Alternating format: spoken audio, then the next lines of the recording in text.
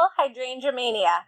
Actually, I have a feeling that you have Hydrangeamania too, because everybody can't seem to get enough of this plant. Everybody loves hydrangeas, and I understand why. They're absolutely gorgeous. For this video, I actually want to kind of keep it simple because there are so many different varieties of hydrangea that it can be really confusing.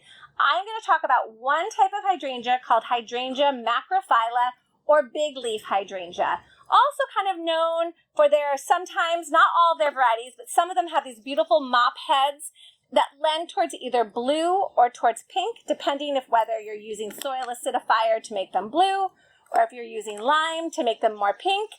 But here's what I really want to focus on is pruning. And I get this. Everybody has so many questions about how do I prune my macrophylla hydrangea.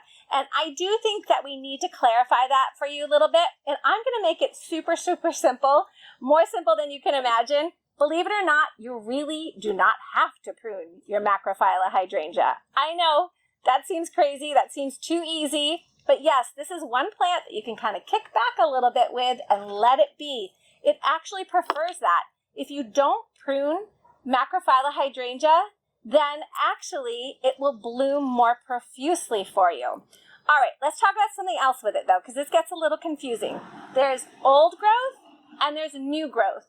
And there are blooms on both old wood and new growth with Hydrangea macrophylla. So that's really cool. That actually makes it so you get more blooms throughout the whole growing season, which makes it a really sought after plant. But let's talk about the old wood. Because what happens, we come out of the winter and then in our gardens we see these old stalks just sitting there and everybody gets really hasty and our tendency is to want to cut those down. Don't do that. That is where you get most of your bloom is on that old wood. So be patient, guys, with your hydrangea. Let that old wood have a chance to flush out, meaning it's going to flush out all new green leaves up and down those stalks. Then at the base of it, you're going to get new growth. So you're going to get like fleshy new growth like this.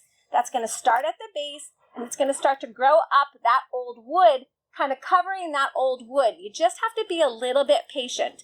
Now, if we get all the way into the summer months and there are these canes that literally produced no green growth on them at all, it probably is a dead stalk that did not make it through the winter, and I will allow you to cut that one down to the ground.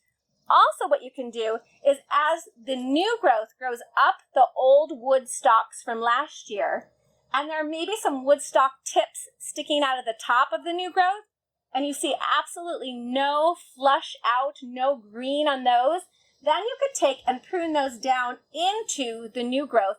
That way it just makes the plant look prettier, a little less unsightly with these woody stalks coming out of it. But try to be patient.